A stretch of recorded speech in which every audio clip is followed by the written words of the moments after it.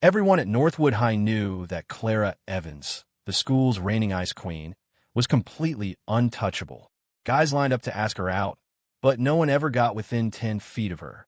But the second I showed up, she'd morph from a cold, ethereal goddess into a teary-eyed, clingy girl who acted like she couldn't live without me. They'd ask me how I did it. What was my secret? It was simple. I was the one who'd been feeding her bite by bite since we were kids. At the end of the hall, Kyle Thompson, the tall, handsome captain of the basketball team, was holding a bouquet of roses, pouring his heart out to Clara. A crowd had formed, everyone eager for the drama. Clara just clutched her books, her serene face not showing a flicker of emotion. She didn't even glance at him. Her lips parted, and she uttered a single word. Leave. The hallway erupted in whispers. Classic Clara. Exactly what you'd expect from the girl they called the Ice Queen. Proud, cold, completely out of reach. Kyle's face went beet red, and he just stood there, frozen in embarrassment. I sighed and started to skirt my way around the edge of the crowd. I was just passing by. Seriously, I was just trying to get to my locker. But Clara's eyes had some kind of built-in radar. They locked onto me instantly. The Arctic chill on her face a second ago was suddenly replaced by storm clouds. The next thing I knew, those beautiful eyes were welling up with tears. Her bottom lip trembled, and she looked like she was about to shatter. Leo Martinez. Her voice was soft and shaky, already thick with tears. I stopped in my tracks, my stomach dropping. Here we go. It's happening again. Every single head in the hallway swiveled in unison, their eyes landing on me, a completely average junior who happened to be in their class. I could feel a dozen glares, a mix of jealousy, confusion, and outright anger, drilling into me. With everyone watching, Clara rushed over to me. She reached out with a pale, delicate hand and latched onto the hem of my jacket. A single tear rolled down her cheek. Leo, he was mean to me. She pointed a finger at the still bewildered basketball captain and tattled. God is my witness. She was the one who was mean to him. Kyle looked like he'd been turned to stone, his mouth hanging open with a look that screamed, Who am I? Where am I? Who is she? What is she doing? The students around us looked like their jaws had collectively hit the floor. This was the untouchable Clara Evans. This whimpering, tattling girl crying on my jacket was really the same Ice Queen no one dared to approach. I sighed, raising my hand to gently wipe away her tears with my thumb. The motion was so practiced, it almost hurt. Okay, don't cry, I soothed. How was he mean to you? Clara sniffled. He was blocking my way. He wouldn't let me leave, and his eyes were so creepy. I resisted the urge to roll my own. Dude, those were eyes of adoration, not intimidation. I turned to look at the completely flabbergasted team captain. He looked from me to Clara and back again, stammering, What? Were you to her? I've been asked that question 1,000 times. I reached out and gave Clara's tear-streaked, flushed cheek a gentle, fond pinch. She immediately leaned into my touch like a cat, nuzzling her face against my palm. I looked at the crowd and offered up my standard, pre-packaged answer with a smile. What can I say? She's my sister. She's been a little foodie since we were kids, and I was the one who always fed her. The weaning process. It didn't exactly stick. She can't live without me. Back in class, Clara stuck to me like glue, a little shadow I couldn't shake. She sat in the desk right behind me. The bell hadn't even rung yet when I felt a poke in my back. I didn't have to turn around to know it was her. What's up? I asked in a low voice. Leo, her voice was muffled, laced with an almost undetectable note of complaint. I'm hungry. I glanced at my watch. Lunch was still 2 periods away. This girl's stomach was a bottomless pit. Deal with it, I said. Silence for 2 seconds. Then I heard the faint, suppressed sound of sniffling. My temples throbbed. Again, I quickly reached into my desk, pulled out a small wax paper packet, and passed it behind my back without looking. Open up. I heard a slight rustle behind me. I could picture her perfectly, leaning forward like a baby bird waiting for a worm, her mouth obediently open. Inside the packet were the cranberry oatmeal cookies I'd baked that morning. She didn't like things too sweet, so I'd cut the sugar by half. She liked extra dry cranberries and a crispier texture. She was impossibly picky about her food. She wouldn't even touch pastries from a bakery. Like I said, I was the one who fed her, and that wasn't an exaggeration.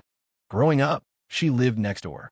Her mom's cooking skills were, to put it mildly, a disaster. As a result, Clara was always rail-thin, like a little bean sprout. Her biggest problem was that she hated eating. Every dinner time, you could hear her mom's frustrated shouts echoing through the neighborhood as she chased Clara around, trying to get her to eat. Until one day, my mom made honey-glazed barbecue wings. The smell drifted next door and lured the little stray over. She just stood in our doorway, a tiny little thing, practically drooling. I gave her a piece. She took a cautious little bite, and her eyes lit up like a Christmas tree. From that day on, she became a permanent fixture at our dinner table. Later, my mom got busy with work, and the cooking duties fell to me. And so, naturally, I became Clara's exclusive personal chef. To get her to eat one more bite, I'd spend hours looking up new recipes. Breakfast, lunch, dinner, afternoon snacks, late-night cravings. I was responsible for nearly everything she ate.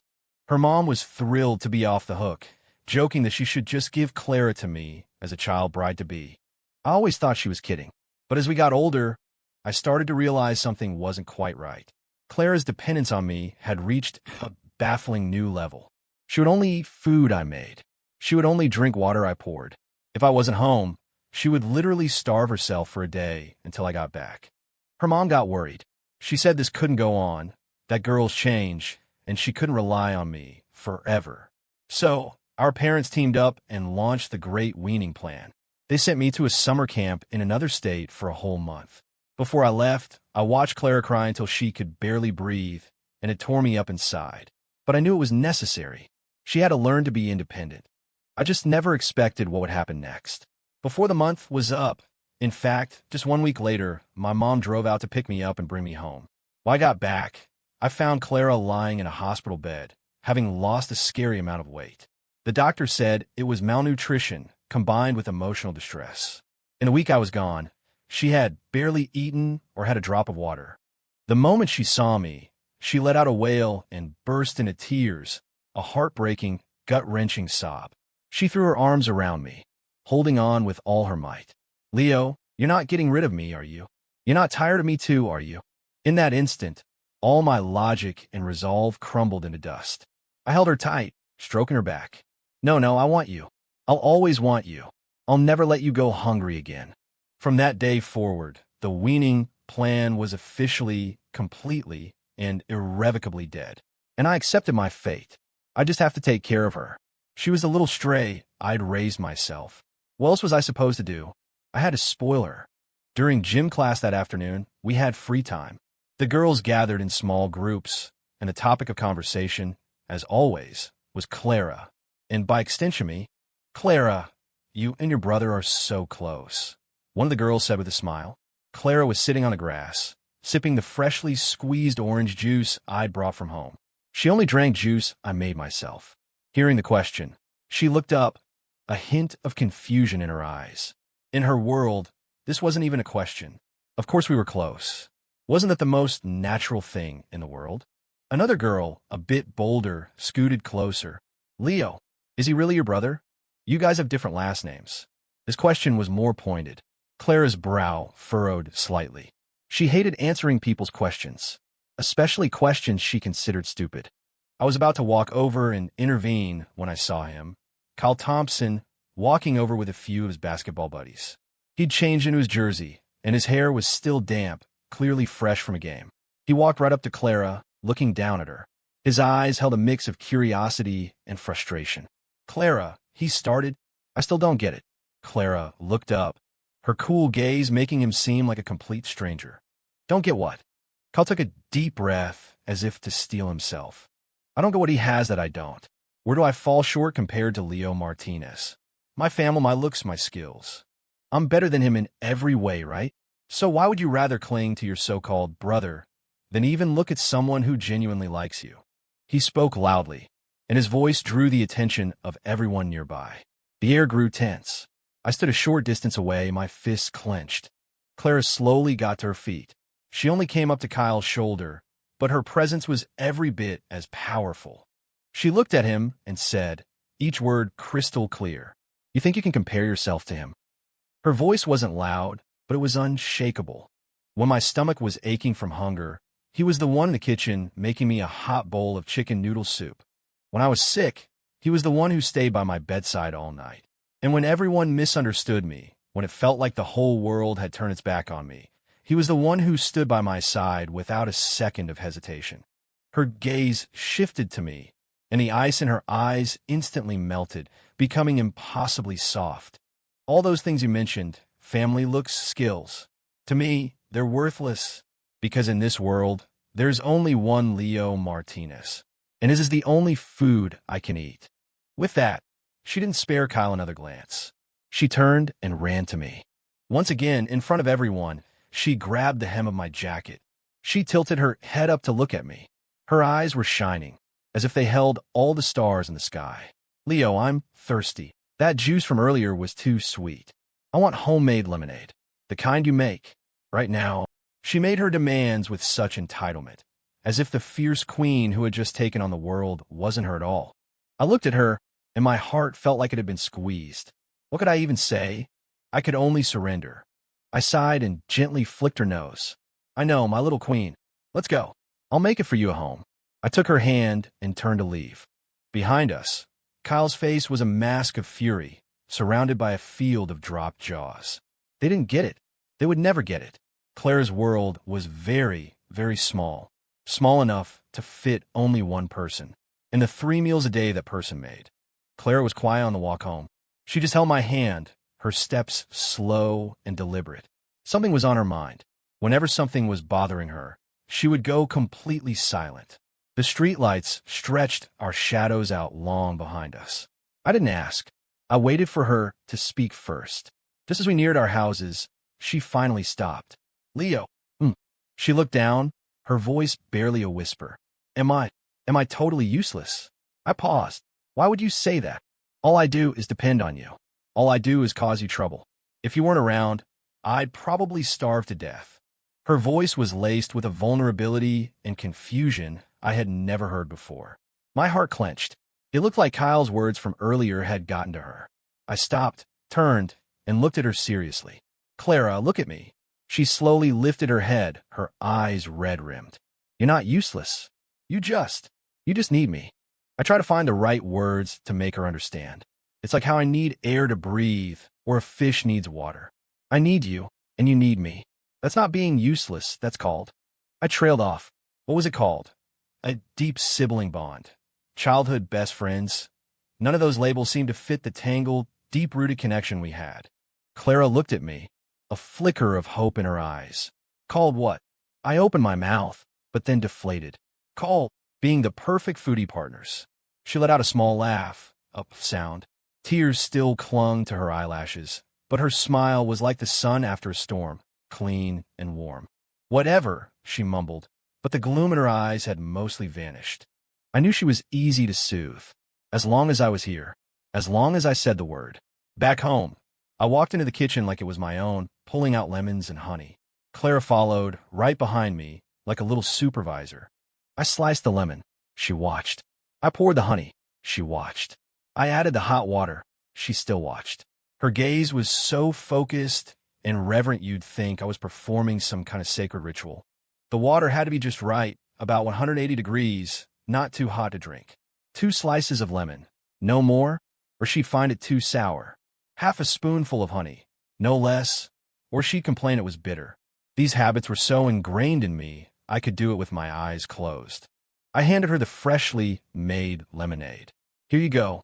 She held the mug with both hands, blew on it delicately, and took a small sip. The look of pure bliss on her face made it seem like she was drinking nectar of the gods. Perfect, she said, her eyes crinkling as she smiled at me. Looking at that smile, I suddenly felt all the annoyance from being the center of attention that afternoon melt away. Maybe raising this picky, clingy little foodie wasn't so bad after all. Just then my phone buzzed. It was our class president. Leo, are you coming to the class trip this weekend? We're going to a cabin resort in the mountains. They have kitchens we can use. My first instinct was to say no. But before I could speak, Clara leaned in, her eyes shining brightly. A cabin resort? With kitchens. She snatched the phone out of my hand and practically yelled into it. We're in. I really should have known. Any activity with the word kitchen and it was basically a siren call for Clara. Saturday morning, she dragged me out of bed at the crack of dawn. "Leo, hurry up, we're going to be late." I stared at her through my sleep-hazed eyes, my hair sticking up in every direction. She was already dressed, a small pink backpack on, practically bouncing with excitement. In that moment, she was less Ice Queen and more like a first grader about to go on a field trip. I sighed in resignation. "Your Majesty, it's 6 in the morning. The bus doesn't leave until 9. She wasn't having it. "No, we have to go early. I need to go to the farmer's market to get the freshest ingredients." She shook my arm, her voice turning into a wheedling plea. "Please, Leo, please." I surrendered. What choice did I have?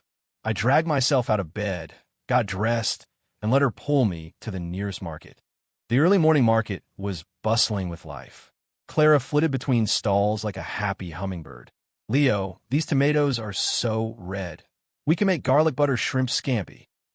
"Leo, look at these ribs. They're perfect. We can make slow-cooked barbecue ribs for lunch. And this salmon, look how clear its eyes are. We can make cedar plank salmon for dinner." As she chattered, she kept looking at me with those big, sparkling eyes. The message was clear: buy it. Buy it all. I followed behind her, the dutiful wallet and pack mule. Watching her cheer over finding the perfect ingredients, I suddenly thought that maybe this wasn't such a bad way to spend a morning. Definitely better than sleeping in. By the time we arrived at the meeting spot with bags full of enough food to cater a small wedding, most of our classmates were already there. The look on everyone's faces when they saw us was complicated, especially when they saw the mountain of groceries I was carrying. The class president walked over, a hesitant look on his face. "Leo, the resort. They have catering." Before I could answer, Clara popped her head out from behind me. "The food there won't be good," she said, as if it were the most obvious fact in the world. "Only Leo's cooking is the best." The crowd went silent. Right. The public displays of affection were starting early today. On the bus, Clara naturally sat next to me. She leaned her head on my shoulder and was asleep within minutes. Sunlight streamed through the window, illuminating her peaceful face. Her long eyelashes looked like tiny, delicate fans. I subconsciously shifted in my seat to give her a more comfortable position. Sitting in the row ahead of us was Kyle. He kept glancing back, a complex expression on his face. After the bus started moving, he finally turned around. He looked at me, his voice low and laced with a hint of challenge. "Leo, do you really think you can protect her like this forever?" I met his gaze. "She's gonna have to grow up someday, get a job, get married. What are you going to do then? Are you going to follow her to her husband's house and cook for them too?" His words were like a needle, sharp, precise, and aimed straight at the most vulnerable part of my heart. He was right. How long could I protect her? How long could I feed her? I had never really thought about it. Or rather, I had been actively avoiding the question. I looked down at Clara, sleeping so trustingly on my shoulder. She must have been having a nice dream. The corners of her mouth were turned up slightly. Was she dreaming about food? My mind was a mess. Seeing my silence, Kyle must have thought he'd hit a nerve. A smug smile touched his lips. "You can't give her a future, but I can." I didn't answer him. I just reached up and gently tucked a loose strand of hair behind Clara's ear. A future? I didn't know anything about the future. All I knew was that right now, her entire world was me. And that was enough. The mountain resort was beautiful, surrounded by green hills and clear streams. Our classmates scattered like wild horses set free. I, on the other hand, was tethered to the kitchen by Clara. The resort's kitchen was a large, open-concept space, fully equipped with everything we could need. Clara inspected the area and gave a satisfied nod. Then, she pulled up a small stool, sat by the kitchen entrance, and looked at me with wide, expectant eyes. "Leo, I'm hungry." I tied on an apron and started prepping the ingredients we'd bought that morning. Washing vegetables, chopping, portioning. My movements were smooth and practiced. Sunlight poured through the windows, and the kitchen soon filled with the aroma of food. Clara rested her chin in her hands, watching me quietly. Her gaze was intense, almost worshipful. Before long, the sweet and tangy scent of barbecue sauce for the ribs began to drift outside. The smell attracted a number of our classmates. "Whoa, that smells amazing. Leo, you can cook? That's awesome." Seriously, you could be a professional chef. They crowded around the kitchen door, exclaiming in admiration. Kyle wandered over too. He glanced at the glistening ribs in the pan, then looked at me, a flicker of disdain in his eyes. It's not a big deal to know how to cook. A man's ambition should be out in the world, not stuck in a kitchen. He didn't say it loudly, but it was loud enough for everyone nearby to hear.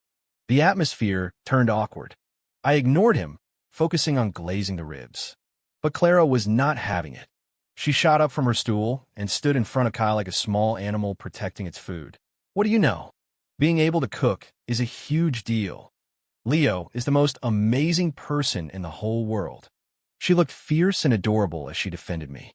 Kyle was so taken aback he was speechless, his face turning pale. Just then, a girl walked over holding a plate of desserts from the resort's kitchen. It was the class arts representative, Hannah Miller. She was sweet and friendly with everyone. Hey guys, don't just stand there. Try these blueberry scones. They make them here, and they're really good. She offered the plate around warmly. Then, she walked up to me. She ignored Clara completely, smiling at me with sparkling eyes. You've been working so hard, Leo. Take a break and have one of these. She held the plate out to me. A faint, sweet scent of blueberries wafted over. Before I could even react, Clara moved. She shot her hand out and, smack, slapped the plate right out of Hannah's hands. The ceramic plate shattered on the ground. Scones scattered across the floor. Everyone froze, including me. Hannah's smile was frozen on her face, and her eyes instantly welled with tears. Clara, what is wrong with you? Clara didn't even look at her. Her eyes were fixed on me, burning with a fire I had never seen before. It was the fire of pure jealousy. She pointed a trembling finger at the mess on the floor. You can't eat that. You are not allowed to eat anything other people give you. Your stomach is only for the food that I like, and your hands are only for making food that I like. You are mine, Leo. Mine, she screamed, her voice cracking as tears streamed down her face like a broken dam. The world seemed to fall silent. The only sound was her choked, possessive, and utterly heartbroken declaration. I stared at her, my heart feeling like it was being squeezed by an invisible hand. It hurt so much I could barely breathe. I had always thought her dependence on me came from habit, from a lifetime of being by each other's side. It was only in that moment, watching her completely lose control and break down because another girl offered me a scone, that I finally understood. This wasn't habit. This was love. A possessive, obsessive, unreasonable love. But a love so pure it was terrifying. Nothing else mattered. I immediately untied my apron and walked to her. I grabbed her ice-cold hand. Come with me. I pulled her along, walking straight out of the resort as everyone stared in stunned silence. I led her to a small grove of trees on a hill behind the main lodge. It was quiet here, with only the sound of the wind rustling through the leaves. As soon as we were away from the crowd, Clara couldn't hold it in any longer. She crumpled to the ground, hugged her knees, and began to sob. It was a raw, heartbreaking sound, as if she was trying to cry out all her pain. I didn't try to comfort her. I just stood beside her, quietly waiting for her to finish. She needed this release. After a long time, her sobs subsided into quiet sniffles. I handed her a tissue. All done. She took it, wiped her eyes, and nodded. She looked up at me with red, puffy eyes like a little rabbit. Leo, are you mad at me? She asked timidly. I didn't mean to. It's just, when I saw her giving you that, my chest hurt so much. I couldn't control myself. I looked at her, a whirlwind of emotions swirling inside me. I sighed and crouched down beside her. Clara, I looked her straight in the eye and asked, slowly and seriously, in your heart, what am I to you? Am I your brother? Your personal chef? Or something else? I had to ask. We couldn't keep living in this gray area. Clara froze. She stared at me, a flicker of panic in her eyes. She bit her lip and looked down. I don't know, she mumbled, her voice as quiet as a mosquito's buzz. I just know I can't be without you. When I can't see you, I start to panic. When you talk to other girls, I feel sick. And when you eat something someone else gives you, I feel like I could kill someone. She seemed startled by her own final words. But I smiled. I reached out and gently pinched her nose, which was red from crying. You idiot. That's not called dependence. It's called having a crush. Clara's whole body went rigid. She shot her head up, her eyes wide with disbelief. In them, I saw pure shock and confusion. Ugh, a crush. I nodded. Yeah, a crush. Like how Kyle has a crush on you. Have a crush on me. My heart was hammering against my ribs as I looked at her. Clara stared at me, her mouth slightly agape, completely speechless. Her face turned red, a blush that spread from her cheeks to her ears and down her neck. She looked like a cooked shrimp. So that's what it was. That sour, suffocating feeling she got whenever she saw him with other girls was a crush. That urge to hide him away so no one else could see him was also a crush. She had always thought she just couldn't live without his cooking. Only now did she realize. It was never about the food. It was about the person who made it. After a long silence, Clara finally moved. She suddenly shot to her feet, turned, and ran. Hey, Clara! I took off after her. She was running, and I was chasing. She wasn't fast, and I caught up to her easily, grabbing her wrist. What are you running for? I asked, panting. Her back was to me, her shoulders shaking. She was crying again. I'm too embarrassed to face you, she said through her sobs. I was so awful, so unreasonable, and I knocked over her food. You must think I'm a total psycho. I turned her around to face me. I cupped her tear-stained face in my hands and looked at her seriously. You're not a psycho.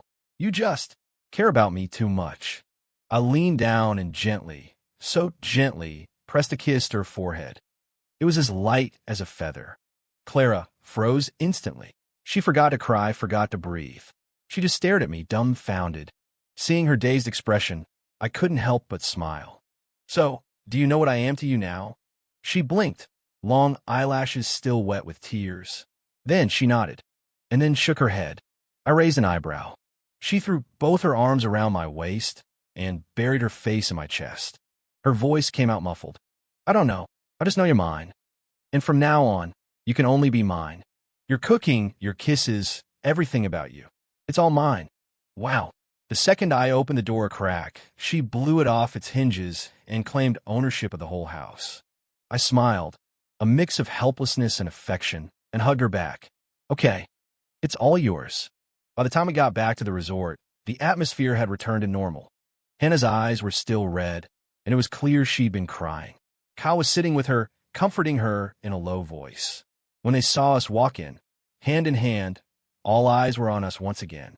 But this time, the confusion in their gazes was replaced by a dawning understanding, and a whole lot more shock. Seeing us, Hannah's face paled, and she stood up. Clara, just because you have a crush on Leo, it doesn't give you the right to be so cruel. I already apologized, Clara said calmly, before I could speak. Hannah looked confused. Apologized to who? Clara pulled me over to stand in front of Hannah. She looked at her, her gaze no longer hostile, but still completely devoid of warmth. I'm sorry, she said. I shouldn't have knocked your food over, but I don't regret what I did, because I won't allow anyone to go after what's mine. She paused, then raised her other hand and pointed at me. He is mine. What a declaration. Standing beside her, I felt like a piece of property that had just been officially branded. It was a little weird, but deep down, it felt damn good. Hannah was so furious, she couldn't even speak. You're unbelievable. Kyle stood up, stepping in front of Hannah. He frowned at me. Leo, are you just going to let her act like this? She's being possessive and irrational. You think that's normal? I looked at him and gave a small, calm smile. Whether it's normal or not is for me to decide. I glanced down at Clara, who was still holding my hand tightly. I love every part of her, her possessiveness, her bad temper, her clinginess. To me, it's all adorable. Because I love her, I accept everything about her. It's called being completely and utterly willing. It's also called, I paused, leaning close to Clara's ear and whispering so only she could hear, it takes two to tango. Clara's face instantly turned bright red. She ducked her head shyly, but she couldn't stop the huge smile spreading across her face. Kyle and Hannah were completely floored by this exchange. They had probably never seen a couple so unapologetically and publicly themselves. At lunchtime, I finally finished making my barbecue ribs and shrimp scampi. The aroma filled the entire courtyard. I brought the dishes to a table and set out just 2 plates and 2 sets of silverware. Clara sat across from me obediently, her eyes sparkling. "Dinner is served," I announced. She immediately grabbed her fork, speared the biggest rib, and stuffed it in her mouth. Her cheeks puffed out like a little chipmunk. "So good," she praised, her words muffled. Our classmates gathered around, smelling the food and watching us eat with envy, their mouths watering. Someone finally got up the nerve to ask, "Leo, can we try a bite?" Before I could answer, Clara protectively pulled the plates closer to her side. She eyed the student suspiciously, still chewing on her rib, and said indistinctly, "No, this is all mine. You guys can go eat your blueberry scones." The crowd fell silent.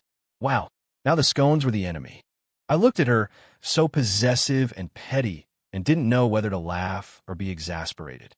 I picked up a shrimp, peeled it, dipped it in the garlic butter sauce, and placed it on her plate. "All right, don't be so stingy. We won't be able to finish it all. It'll go to waste." I said the words, but made no move to actually share with anyone else. Only then did Clara give a satisfied little huff and go back to demolishing the food on her plate. Under the sun, her face was a picture of pure happiness. In watching her, I felt an incredible sense of contentment. Maybe Kyle was right. I couldn't give her some grand, dramatic future, but what I could give her was the simple warmth of every meal and a lifetime of quiet, steady love. And that was enough. After the resort trip, Clara and I became the school's open secret. We never explicitly said, "We're dating," but everyone knew. No more clueless guys try to ask Clara out with flowers. No one gave us weird looks for being inseparable anymore. Their gazes shifted from shock to acceptance. There was even a hint of envy. After all, who wouldn't want a boyfriend who was handsome, good-natured, and knew how to cook? And Clara changed, too.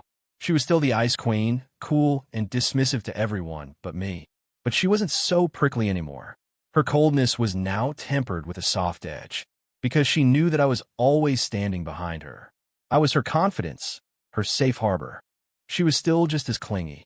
She needed me by her side after class, needed me to feed her at lunch, needed me to hold her hand on the way home. But there was something new mixed in with her clinginess. She started to care for me in her own clumsy way. "Leo, you look tired. Did you not sleep well? Leo, you coughed today. Are you getting a cold? Do you want me to drink?" She'd stop because she only knew how to drink the ginger tea I made, not how to make it herself. "Do you want me to watch you drink ginger tea?" She even started trying to do things for me. For my birthday one year, she disappeared for a whole afternoon. When she came back that evening, she had flour on her face, her hair was a mess, and in her hands, she held a cake of indeterminate shape. "Happy birthday, Leo." She held out the thing that looked more like a charcoal briquette, her eyes full of hope and anxiety. I followed a recipe online. It's my first time baking. It might not look very good, and it might not taste very good. If you don't like it, you can just throw it away. Her voice got smaller and smaller, and she tucked her chin in her chest. I looked at the charcoal briquette, then back at her. I could just imagine the chaotic, flour-dusted disaster scene in her kitchen. I picked up a fork, dug out a big piece, and put it in my mouth. It was dry, hard, and tasted vaguely of ash. And it was sickeningly sweet. It was hands down the worst thing I had ever eaten in my life. But I smiled. I looked at her and said with the utmost sincerity, "It's delicious. This is the best cake I've ever had." Clara's eyes instantly lit up, brighter than any star in the sky. She threw herself into my arms, hugging me tightly. "Really? Yeah, really." I held her, resting my chin on the top of her head. "My silly girl, as long as you made it, I would gladly eat it, even if it were poison, because it was filled with your unique, one-of-a-kind love for me." After graduation, we both, unsurprisingly, applied to the same university in the same city. The day our acceptance letters came, our two families got together for dinner to celebrate. At the table, my parents and Clara's parents looked at us, their faces beaming with pride. Clara's mom, after a glass of wine, grabbed my mom's hand, her voice thick with emotion. "You know, I've finally figured it out. My daughter is never going to be able to live without your Leo. That whole weaning plan was a complete waste of time. This isn't weaning. She's just getting more attached as she gets older." My mom patted her hand with a smile. "Oh, you can't say that. We're family now. It's fate." A wonderful girl like our Clara. I wouldn't want her ending up with anyone else. Family. That word made Clara, who had been focused on her food, snap her head up. It also made my hand, which was reaching for more food, freeze in midair. The adults' jokes kept escalating. From childhood sweethearts to daughter-in-law. Clara's face was so red it looked like it was about to catch fire. She kept sneaking glances at me from the corner of her eye. Her gaze was a mixture of shyness, nervousness, and a little bit of hope. Seeing her like that, my heart skipped a beat. I put down my fork and cleared my throat. The table fell silent. Everyone looked at me. I stood up and walked over to Clara's side. With all our parents watching, I took her hand. Mr. and Mrs. Evans' mom, Dad. I took a deep breath and made the official announcement. Clara and I are together, not as brother and sister, as boyfriend and girlfriend. The air was silent for a few seconds.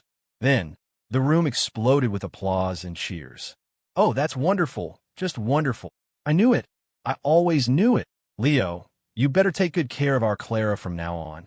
It's about time you figured it out, son. Clara was so stunned by the reaction, she just stood there, letting me hold her hand. I looked at her and smiled. Then, in front of everyone, I leaned down and gave her a soft, quick peck on the lips. Now it's official. I told her, Clara Evans, it's a pleasure to be with you. College was both similar to and different from high school. Similar, because Clara was still the most captivating girl on campus. And she was still an iceberg that only melted for me. Different because we no longer had to hide anything. I could hold her hand openly as we walked down the tree-lined paths on campus.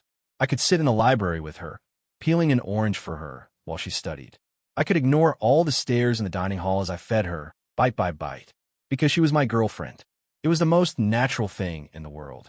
We moved out of the dorms and rented a small apartment near campus. We had our own little home, and in that home was a small kitchen. It was my domain and her paradise.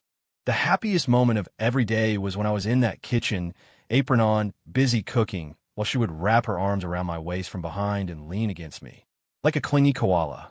Leo, what are we having tonight? She asked this every single day. What do you want to eat? I would ask it right back. Then she would snuggle into my back, counting on her fingers as she listed off her requests. I want braised pork belly, barbecue wings, and also corn and rib soup. Okay. My answer was always the same. If she wanted it, and I knew how to make it, there wasn't a dish in the world I wouldn't learn for her. Of course, sometimes she would get a sudden urge to try cooking herself. The result was always a kitchen disaster zone. She'd mix up the salt and sugar. She could never get the oil temperature right. The result was either stir-fried greens that were painfully salty, or a fried egg that was burnt on the outside and raw on the inside. Every time, she would present her disaster piece to me, a look of utter defeat on her face. Leo, am I really that hopeless? And every time I would laugh, pull her into a hug, and then eat every last bite of what she made. And as I ate, I would lie through my teeth. Not at all. My Clara is the best. It's just that cooking is rough work, not fit for a goddess like you. I'll handle it. And then she would smile through her tears, happily handing the kitchen back over to me for good. She would probably never learn how to cook, but that was okay. She had me. I would cook for her for the rest of our lives. I would make sure she was happy and well-fed, so she could never, ever leave me. The weather on graduation day was perfect. We wore our caps and gowns and took tons of photos in front of all the campus landmarks. Clara insisted we go back to the building where we'd had our first freshman class together to take one more. After the photo, she pulled a small, velvet box from behind her back. As I stared in shock, she got down on one knee. Yes, you read that right. Clara Evans, the cool, introverted girl who would blush if she had to speak more than a sentence to a stranger, got down on one knee in the middle of a bustling campus on graduation day. She opened the box. Inside was a simple, classic men's ring. She looked up at me. Her cheeks were flushed, but her eyes were incredibly determined. Leo Martinez. Her voice trembled slightly, but it carried clearly through the air. Ever since we were little, you're the one who's taken care of me, who's spoiled me. When I was hungry, you cooked for me. When I was cold, you gave me your jacket. When I cried, you made me laugh. Everyone always said that I was the one who couldn't live without you, but they were all wrong. Her eyes started to get red, tears pooling in them. The truth is, I'm the one who never wanted to leave you. I'm the one who used my dependence and my brattiness to tie you to my side. Because I was so scared of losing you, scared that one day you would be cooking your food for someone else, that your kindness would be for someone else. A crowd had started to form around us, and people began to cheer. Marry her, marry her. Wait, that didn't sound right. Clara shot the cheering students a quick glare before turning her heartfelt gaze back to me. Leo, I don't know how to cook. I'm not good with words. I cry all the time. I'm super clingy, and I'm incredibly possessive. Knowing all that, are you still willing to? Let me take care of you for the rest of your life. She finally finished her prepared proposal, though that last line seemed a little off. I looked at her on one knee, holding up a ring, her face a mix of nervousness and hope. And then, without any warning, the tears came. I was crying. A grown man, crying like an idiot in front of a huge crowd. I crouched down, pulled her up from the ground, and hugged her as tight as I could. I took the ring from her hand and slid it onto my ring finger. A perfect fit. I cupped her face in my hands and kissed her hard. Amid all the cheers and whistles from the crowd, I kissed my girl, my little foodie, my crybaby, my future, my little queen. I choked out, my voice thick with emotion, right next to her ear. I am willing to let you take care of me forever. Clara, I'm not your caretaker, and you're not just some girl I look after. We are each other's entire world. From now on, I'll still do the cooking. All you have to do is eat and love me, because feeding you is the sweetest responsibility I will ever have.